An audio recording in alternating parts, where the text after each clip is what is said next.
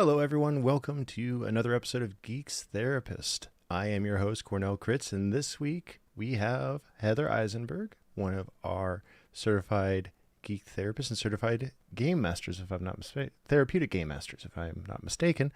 And we are going to be taking a few moments here, getting to know Heather, getting to ask her some questions like I did on our last show. And I want to real quick apologize that we didn't have an episode last week, but I got to go to PAX Unplugged with the Geek Therapeutics crew and hang out there.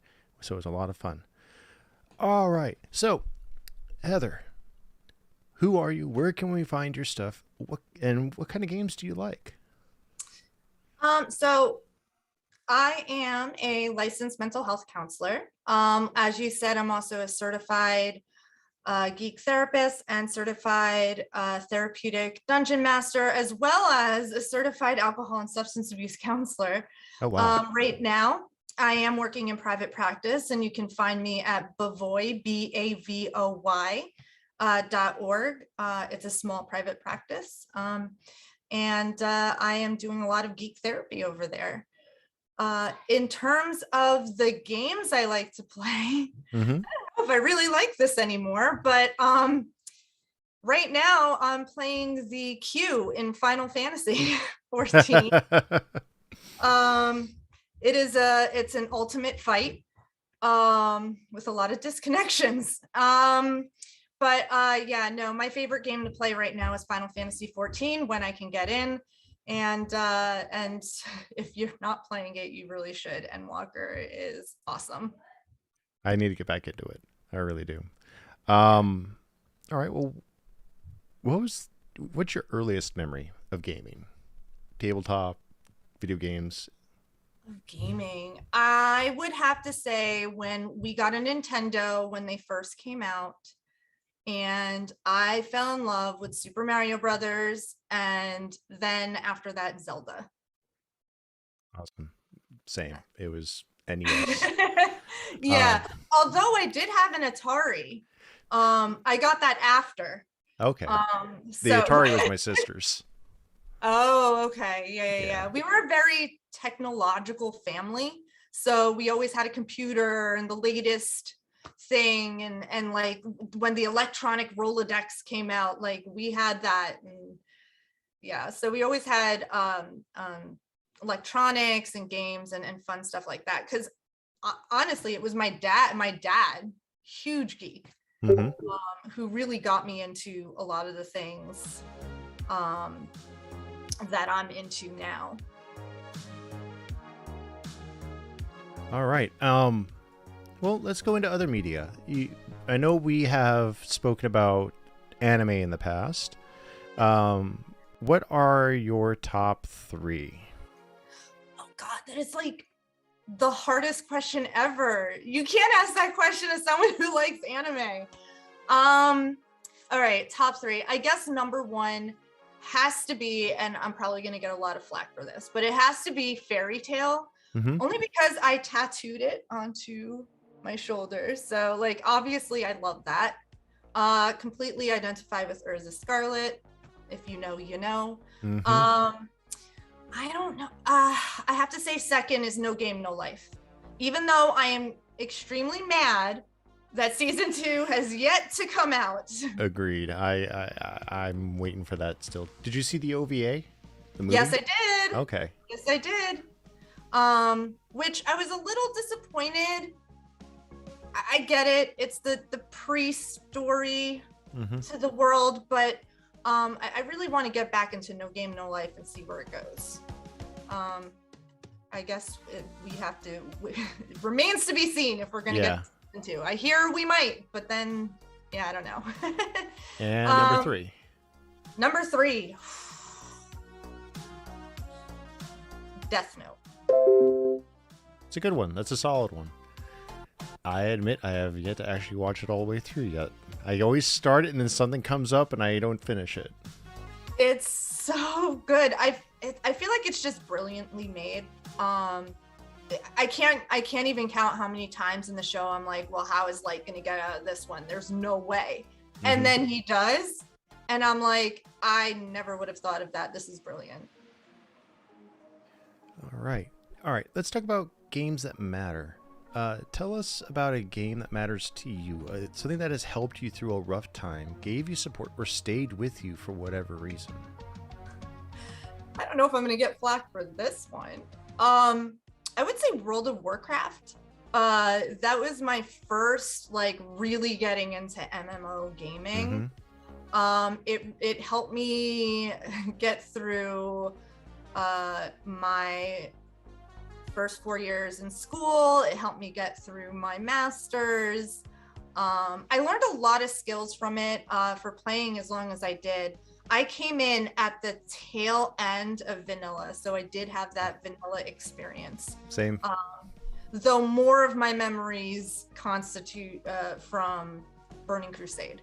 But, and I went all the way up until Cataclysm, level to the highest level, and then just kind of was like, yeah, I'm done. But I feel like that was a game that was really supportive for me. That's where I really, I guess, learned how to socialize. I've always been such an introvert, and I really was able to open up online and socialize more and learn those skills, as well as, you know, just learning the game, getting into raiding, eventually getting into one of the top guilds of the server and raiding, and then actually raid leading and becoming an officer. It really did teach a lot of the skills that became handy later on when I was like the manager of a few different retail stores. Like I had that leadership experience from World of Warcraft. Couldn't put it on a resume back then though. No, you couldn't. No. We started WoW around the same time. And Okay. I did the same thing. I went from a recruit in a guild all the way up to becoming guild leader. So I get it. You know, raid leader to guild leader, and I stayed with it actually through Shadowlands. So, Oh wow. yeah. So you really stuck with it. 15 years. Oh wow. Wow. I came back for Classic, which was like a nice little blast from the past. It really was. Because I started as a hunter, so having to craft ammo again for my weapons. Oh my god! Well, I had to. I love the experience of having to level a holy priest. Again. Oh gosh. It's the worst. Brave. It's the worst. All right. So we touched on this a little bit earlier. Let's dig a little bit more into it. How did you get started as a geek? Like I said, I think it really blossomed when I really felt connected with Super Mario Brothers. But it was also, I really need to credit my dad. He's no longer with us. You know, it's been a while, been 20 years, I think. But you know, a lot of my memories are shared with him, playing video games with us, or you know, the weekly family gathering in the living room to watch Star Trek. He video recorded. TNG was on all the time. Yeah. He video recorded like on VHS and maybe some of you don't know what VHS is anymore. I don't know. But on VHS from the first episode ever that I think aired in the late 60s, 70s. Yeah, 66 was the original series.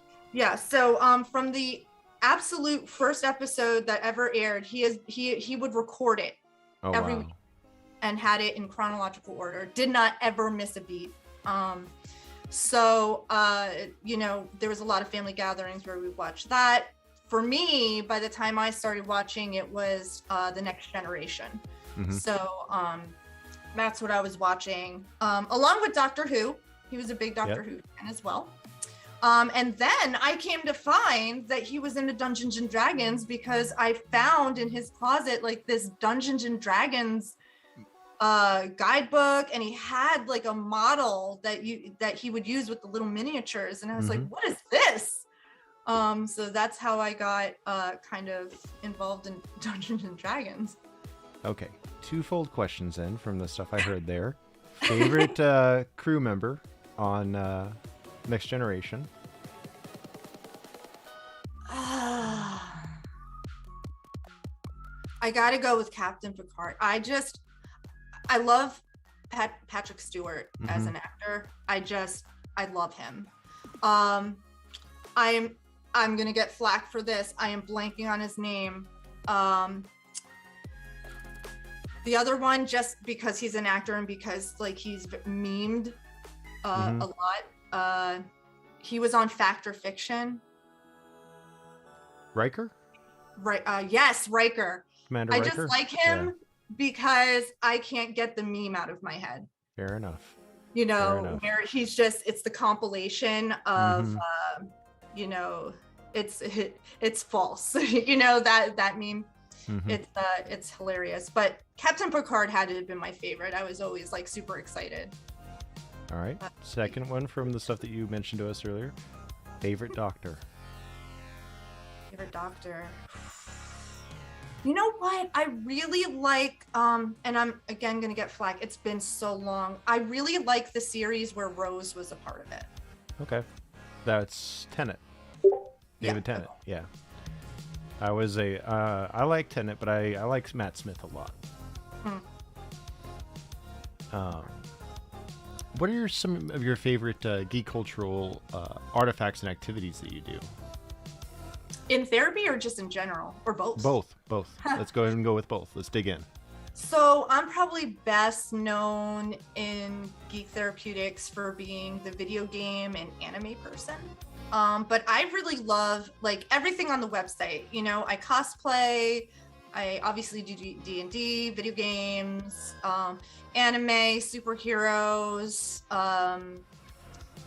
everything that's really on the website. Sci-fi, I've already mentioned that. It's really just a whole mix of everything, and I'm always willing to look into something else, you know, and just add to the repertoire.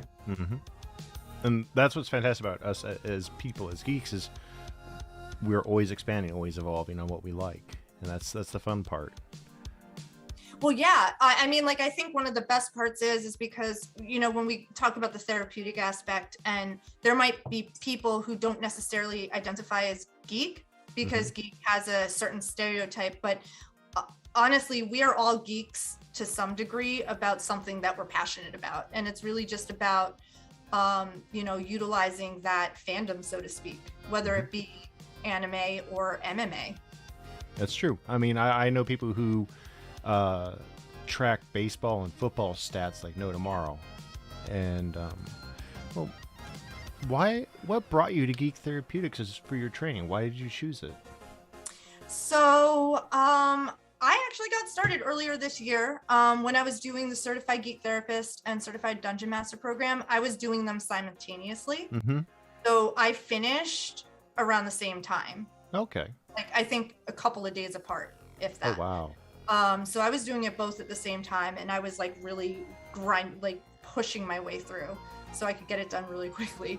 How I originally stumbled on it, I think I was looking up a creative way of adding video games, I believe, back in March.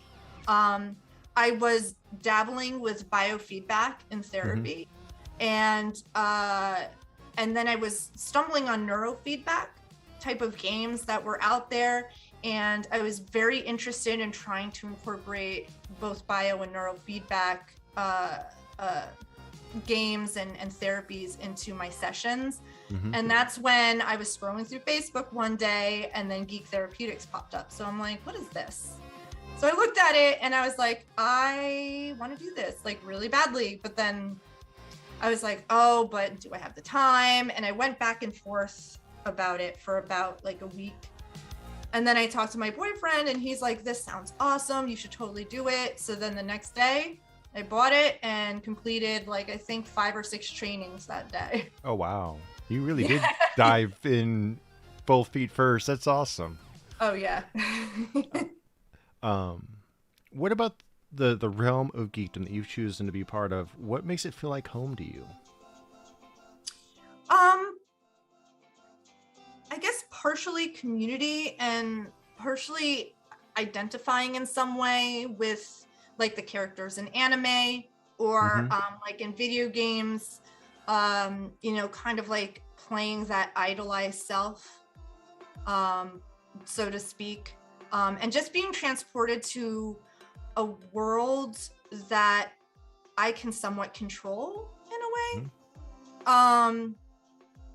But also just being, transported to a world where, maybe there's chaos, but it's a different kind of chaos, right? It's a strategic chaos that you can learn how to fight through, which is another aspect that's wonderful that you can take away from games and anime and then utilize it in real life where things do get difficult.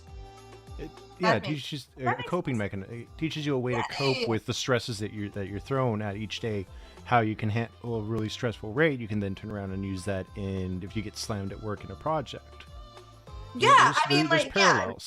Yeah. It's a way to kind of like vent frustrations or just like kind of leave your problems in one area and then get transported to another. Like so I play healer in any game that I play. I'm always a healer or something as close to healer. And that's a hard job. That is a hard job. I used to heal as a ret pally during Cataclysm, so I get it. Oh, okay. As a ret pally, huh? Not holy pally. Holy pally, yes. Yeah. I was like, ret, that's interesting. No, that's ret. No, holy pally. Really holy power. Because I was tank and healer depending on what we needed in the group. Absolutely. And paladin at that point was versatile enough because you couldn't do that in vanilla, right? You couldn't do that at we had good AoE. Aspect. Yeah, we had good AoE healing back then. Yeah. I play healer. It's an extremely difficult job, rewarding job. But I can't tell you how many times, like, let's say, I had a rough day. Maybe a few of my clients just, it's like you really want them to really do something positive for themselves, and they're just feeling kind of stuck, and it's just like, well, I didn't do anything, and it's like I come home and it's like, well, I'm gonna heal you and you have no choice. So it kind of just allows you to get those frustrations. It does. Long time ago, I actually had in elementary school, a counselor gave me the floppy disks for Doom in like 6th grade because I was being bullied a lot. He said, go home, get your frustrations out using this. And this was long before the troubles start, Columbine and all that happened. He's like, give the monsters the names of your bullies and just go to town, get your frustrations out. And it helped. And but let's move into, how do you use geek therapy with your clients?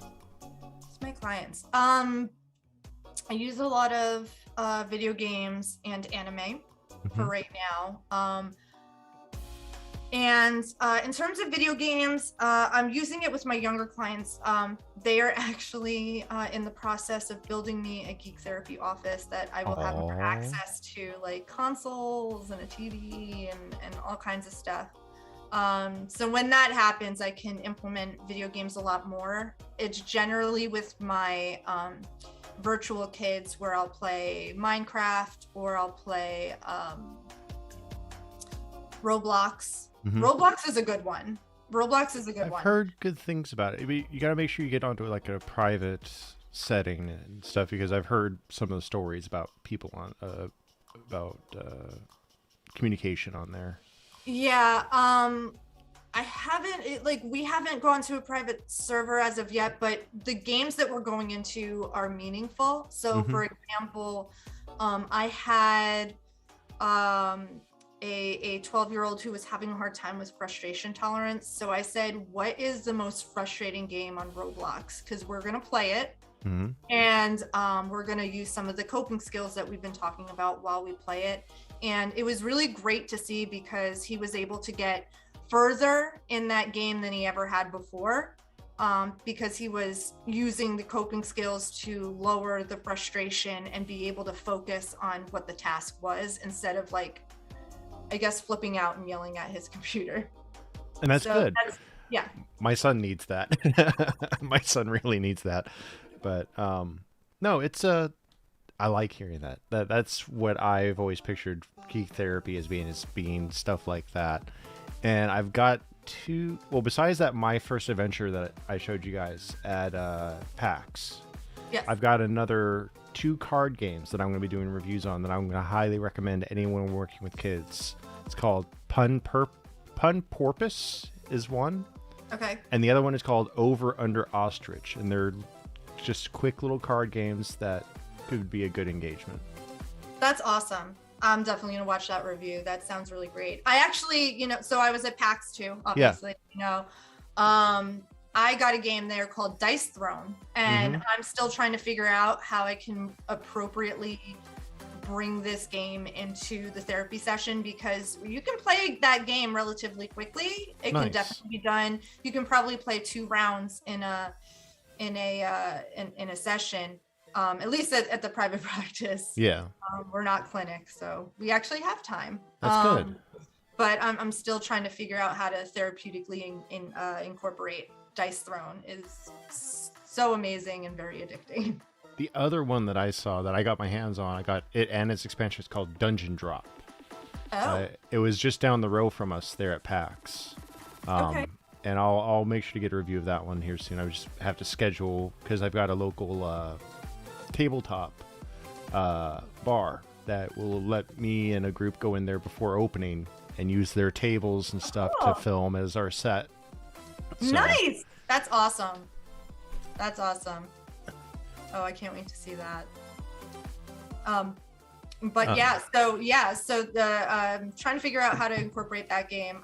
In case you wanted to know about the frustration tolerance, yes. I believe it was Tower of Hell. That's what. Oh wow! And it's a jump puzzle.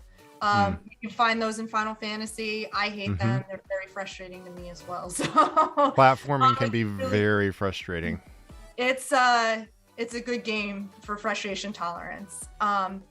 But in other ways of incorporating, artifacts into therapy, with anime, I had a 12-year-old boy that was struggling with intrusive thoughts, negative thoughts, having a hard time with that. And I was utilizing his favorite anime, which was My Hero Academia, and more importantly, his favorite character, who was Aizawa.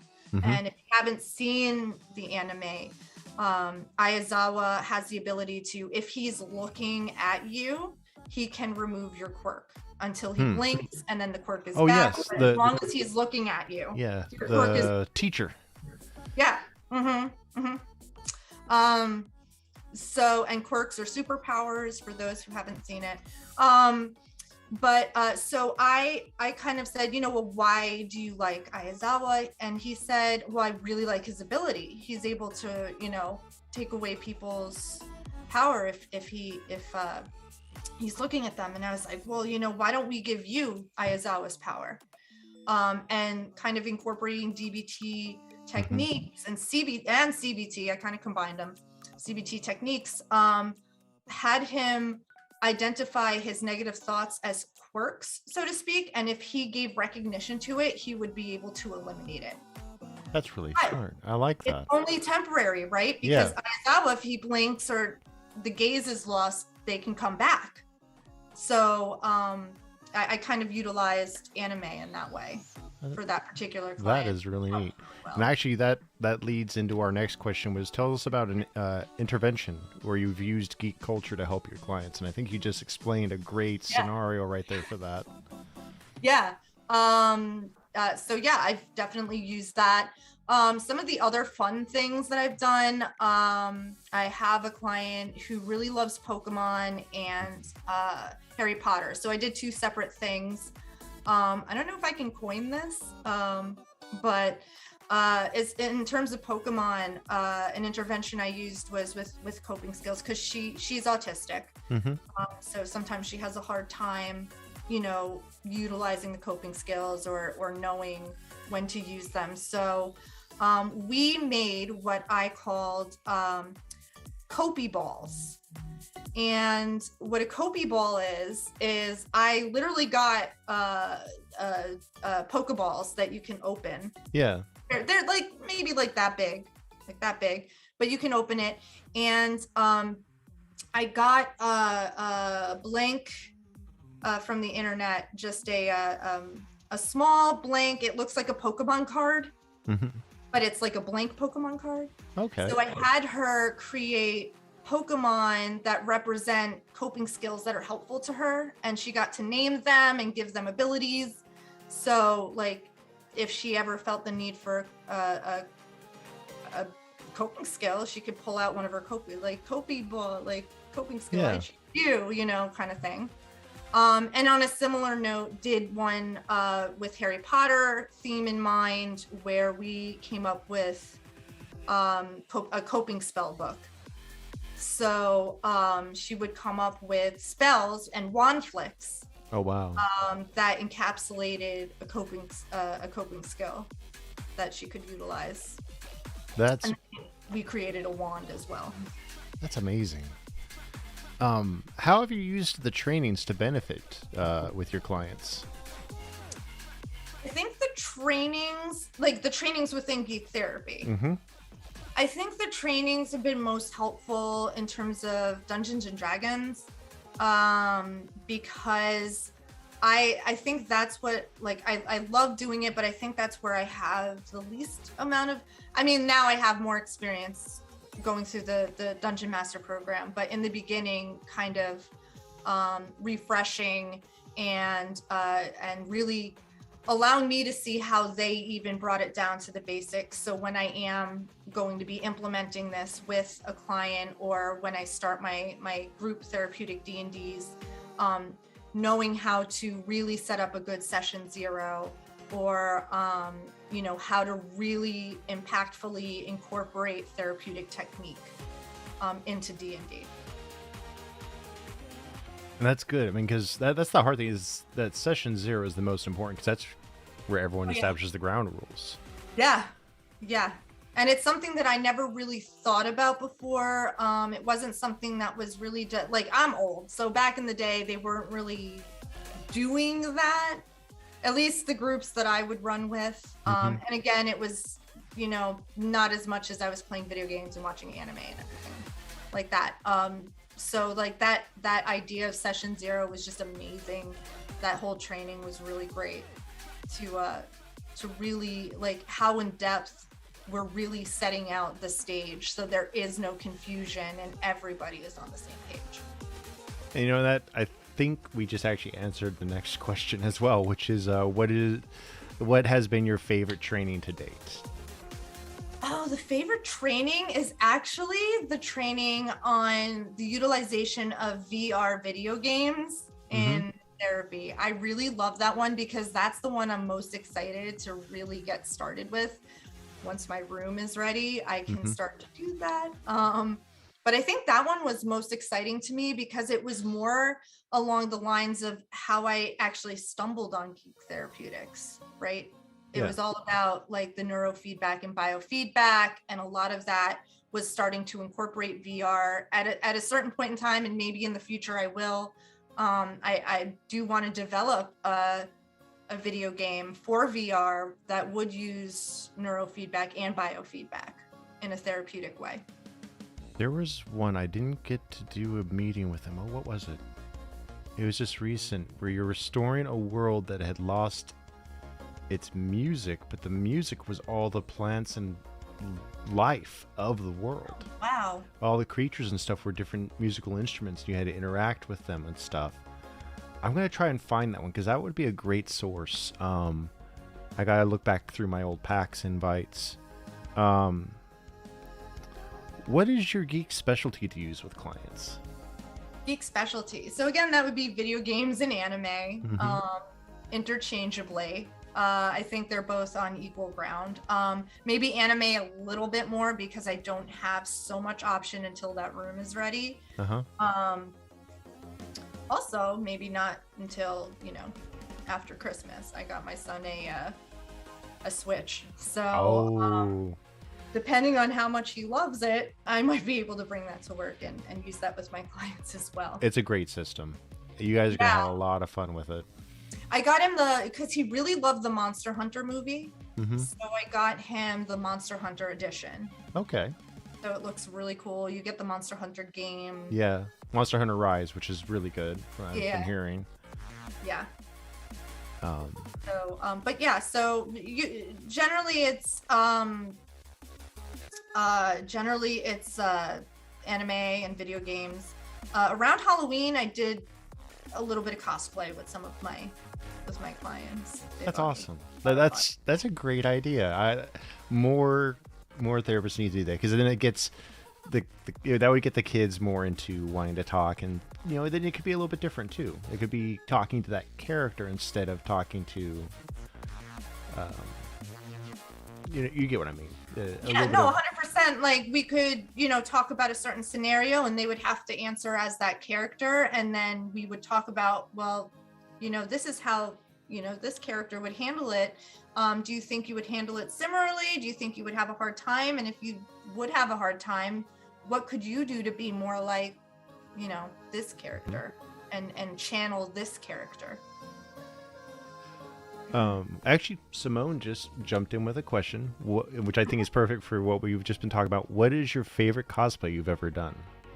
Oh my goodness. Ooh, that's hard. I think my favorite was Urza Scarlet. I think that one was most fun for me because obviously it's my favorite anime. It's my favorite character. But I will tell you, I have an upcoming cosplay that is going to be so amazing. I am going to be Asuna from Sword Art Online, but the Alicization version. Oh yeah, that's a great outfit. That's a great costume. So she's a great character. Yeah, that might take center stage. Awesome. Over Urza, until I could do one of Urza's other, I call it glams. Yeah. Because I play Final Fantasy, but she has like so many different equipment sets. She does. If I do a different equipment set, then maybe Urza again. But my upcoming one might be my favorite. But as it stands, of the ones I've done, it's Urza Scarlet. Awesome.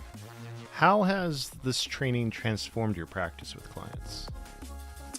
It's allowed me to speak to my supervisors about how effective this can be with clients, which I thank goodness that I came across Geek Therapeutics when I did. When I'm working for a private practice that's actually very open to new types of therapies.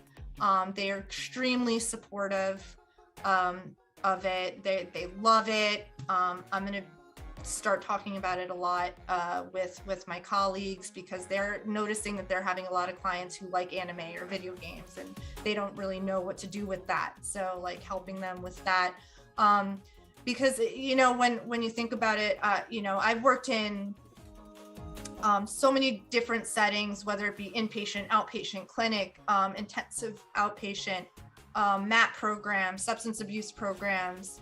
And a lot of the times they're very rigid in what you're allowed to do with the client. It must be evidence-based. They don't want to hear you talking about video games or anime or anything like that. It's kind of like, what are you doing? Even though you might be saying, well, I'm using this as an example to demonstrate whatever DBT technique or whatever. They're just not very, they're not on board with that.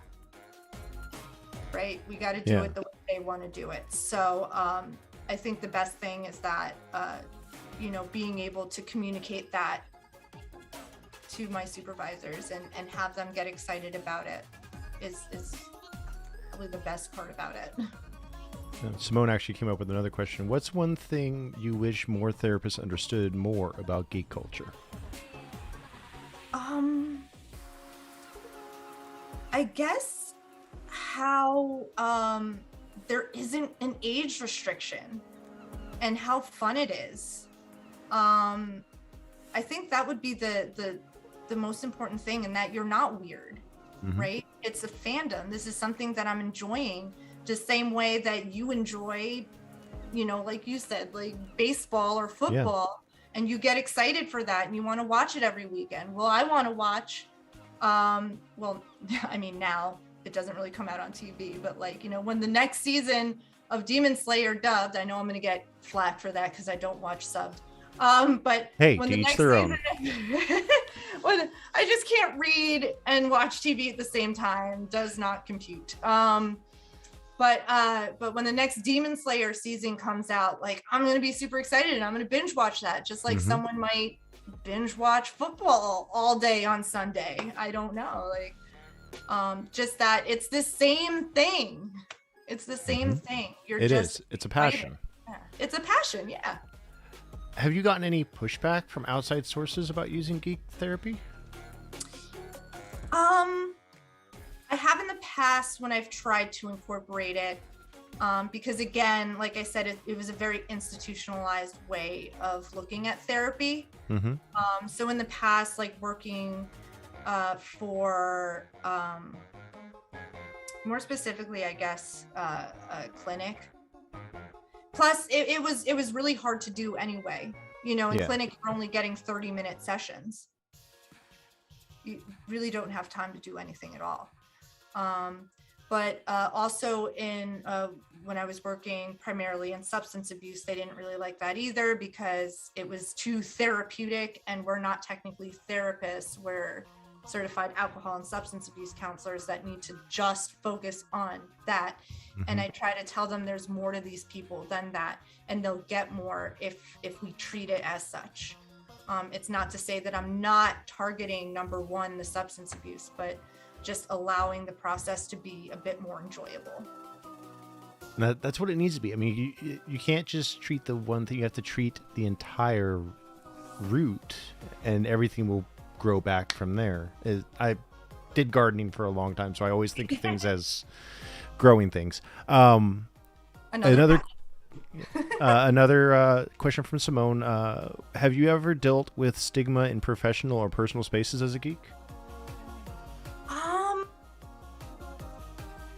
don't know about maybe a little bit, maybe from clients, like when I would try to identify with them and say like, oh yeah, I play video games too, and it's like, well, how much would you know you're a girl? Oh no. Oh yeah, like that girl. I hate hearing that. Yeah, or like, well, you must casually play because you're a girl. Like, there's no way you can really be into it. And it's like, okay, hold up. Let me get the resume out. Oh my goodness. Yeah, see, that needs to stop. That honestly needs to stop. And it is starting to change, which is good. Yeah. I mean, like, I'm all here for it. But it's really that stereotype. And I think there was like some memes going on about it not too long ago, where it's like, if a girl said that she liked a particular video game or an anime, then like, you know, it's typically a guy who's like, okay, well then name blah, blah, blah, blah, blah. And then they start quizzing you just to see how much you know, because that's going to determine whether or not you really like something and you're into it. And that doesn't determine anything. That just shows that the person's being a jerk. Yeah. So tell us about your experience in Tell us about your experience and journey with Geek Therapeutics, the Discord, the trainings, and the community. So I used to be the number 2 person in Discord in terms of interactivity, but Deborah stole that from me. Deborah did. Deborah did it and did it really fast. So now I think I'm number 3 in terms of how much I communicate. I haven't been communicating as much lately because, again, Endwalker. That's like what's getting all of my attention. But in terms of the trainings, like I said, I jumped full force into the trainings and was able to complete the Dungeon Master program and the Geek Therapist program at the same time. And in terms of the community, I've been doing a lot of podcasts. Whenever Tony has his Friday night podcast, I like to jump in if I'm able. I am actually scheduled for 3 consecutive, it's a series of trainings that I'm personally going to be doing next September, where I'm going to be talking about, the first training is going to be solely about DBT. the second training about My Hero Academia, and the third training is combining the two and how to incorporate DBT with My Hero Academia. I remember us talking about that. Yeah. Right around when I first started with the group. That's awesome. And what about the community as a whole? I mean, now that you've actually gotten to meet a portion of the community with PAX and everything like that. Yeah, that was so much fun. And it wasn't just, the community in terms of Geek Therapeutics. It was also, the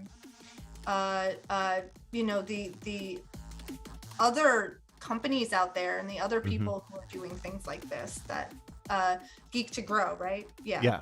Geek to Grow, Child's Play. Yeah. And even some of the game developers. We were all hanging out. It was a lot of fun. It's just nice to be with, like, it's almost like being with your people, it's like, it is.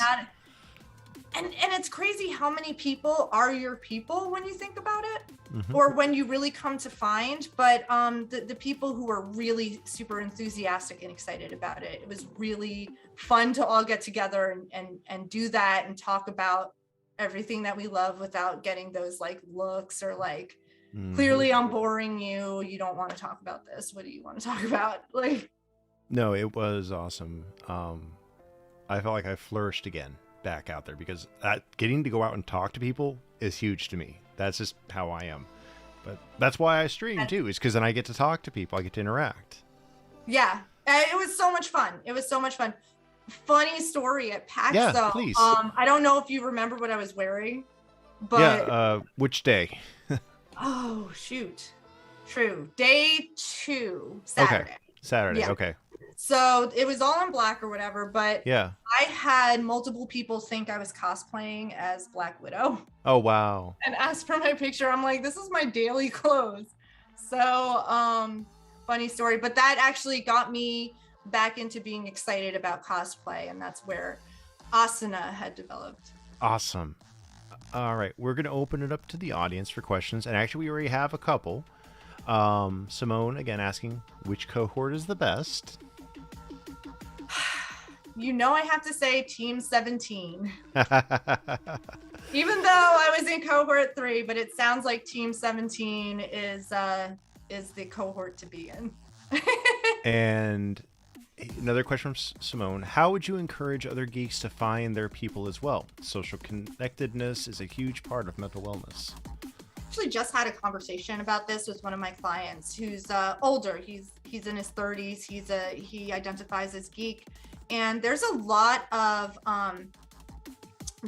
groups that meet up with in all, name a community, right? So there's an app called Meetup. I do, warn people this is an internet app. Yeah. Can't guarantee, like, you want to be safe about it. But even looking on Meetup for groups, they have D&D groups that are listed on there. They have groups where you just talk about sci-fi. They have groups for everything that are on there that are within whatever mile radius you're willing to go. To kind of connect with others who share similar interests, as well as looking at your town or county's group board. There's usually a board that will show, like, there were knitting groups and all kinds of different groups going on. So I would encourage that, as well as, like, especially when we're talking about, like, really at the core stereotypical geek stuff, going to comic book shops. Yeah. Usually they have D&D games going and Magic the Gathering going, and obviously the superheroes. I know that in the mall right by my house, they opened up a box lunch. I think it's called. Is it Lunchbox? Bento. Bento box. Maybe it's a store that sells like anime things. Okay. Yeah. So I know that opened, and my client was so excited to tell me because I didn't know, and he was like, they opened one, they have anime, like, very exciting. That is great. I love those stores. Rebecca O'Neill from Facebook says to both of us, another great interview, great job facilitating, Cornell, and so cool to hear about how you're incorporating geek culture into your work, Heather. I've always been a geeky therapist, and I'm so excited about this journey towards Geek Therapist. Welcome. Yes. Can't wait to connect on Discord. Mm-hmm. Are you on the Discord? The Discord is the place to be. It is. Poppin'. I had to mute it for this. Yeah, you for did. This show. I definitely muted it for this show. I'll wait to see if she answers. And Simone is actually giving us a wealth of questions. How would you suggest people get into geek culture, especially those who have been interested but have felt overwhelmed with where to start? I mean, it's just talking to somebody who's within the culture about what some of your interests might be. So, it's a simple question of, okay, do you like video games or anime? Which one do you want to start with? And if it's video games, what kind of games do you think you might like to play? Would you like MMOs? Would you like first-person shooter? Would you want something that's more individually played? It's really about asking the questions to find out what they're into, and then finding something that works for them that might not be too overwhelming. Like for someone who wants to start out in an MMO, I might say Final Fantasy, but there's a lot. There's like a lot to get into. So maybe one of not 14, maybe, 7's always good. 7 is a good starting point. And then gradually move up from there. But it's really about finding out what their preferences are and what might match that, if that makes sense. And I have to agree with that, but I'd also say go to your local game store, either your local board game store or a locally owned video game store, and just talk to the people there. And they can help you. They can recommend games. They can recommend things to start with. And Rebecca did respond. I'm on Discord, and we'll look forward to connecting with you. Make sure to hit me up too, Rebecca. I would love to connect with more people as they come on board. But yeah, I think that is about it for us tonight. This was a lot of fun this time. And I think I did a little bit better this time now that I had one under my belt. So you did awesome. Thank you. This was a lot of fun. We got another question from G Counselor. Will be our last question.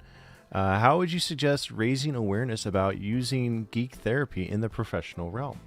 That's actually a really good question. That's a good one. I'm actually going to be doing something kind of like that. I think it might be next week. I got to check my calendar. But so one of my supervisors is actually a professor for a college where she teaches for mental health counselors.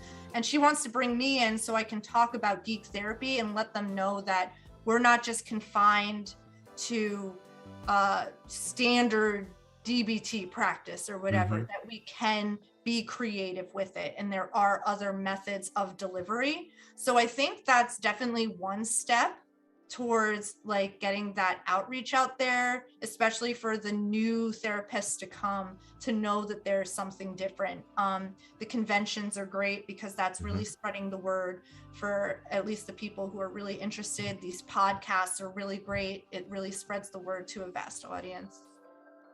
And I have to agree. Geek culture and geek therapy awareness is rising steadily. Geek culture itself has had a huge boom in the last decade. Yeah. And now with what I've just saw at PAX Unplugged, geek therapy is a groundswell that is nowhere near cresting yet. It is just starting. 100%. I mean, were you paying attention to the Olympics this year?